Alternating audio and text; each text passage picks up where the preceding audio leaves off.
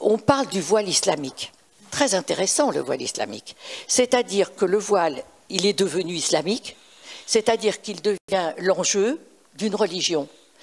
C'est très curieux, parce que moi, je vois autour de moi, ça fait 40 ans que je travaille avec les émigrés. Il y en a très peu qui connaissent la religion. Hein, c'est-à-dire qu'ils mettent en avant, vous avez des gens aujourd'hui qui mettent le voile, qui ne le mettaient pas il y a 5 ans, qui ne le mettaient pas il y a 10 ans, qui sont ici depuis 20 ans. Mais je vais même rajouter quelque chose, madame. Ce voile islamique, moi je ne l'ai jamais vu dans le pays où j'ai grandi. Voilà. Hein. Donc moi Tunisie, je passe jusqu'aux dernières nouvelles, un pays musulman. Donc je passe un tiers.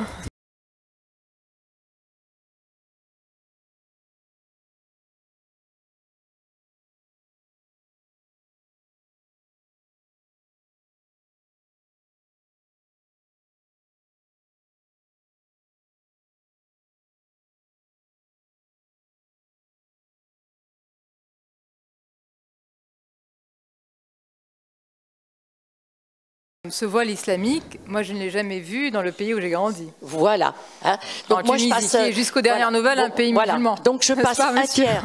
Je suis d'accord avec vous. Je passe un tiers de ma vie dans les pays du Maghreb. Bien sûr que je ne le vois pas.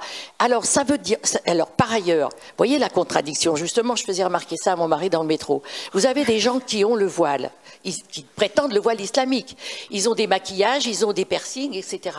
Comme si nous autrefois les religieuses, avec leurs cornettes, seraient maquillées avec des boucles d'oreilles. Ça vous fait rire. Vous voyez? Donc, c'est bien pour dire que derrière cette question du voile islamique, attention de ne pas mélanger ça avec l'islam. Parce que, alors à quoi ça sert ce voile? Eh bien, c'est un signe de communautarisme. Et c'est peut-être ça qui est inquiétant.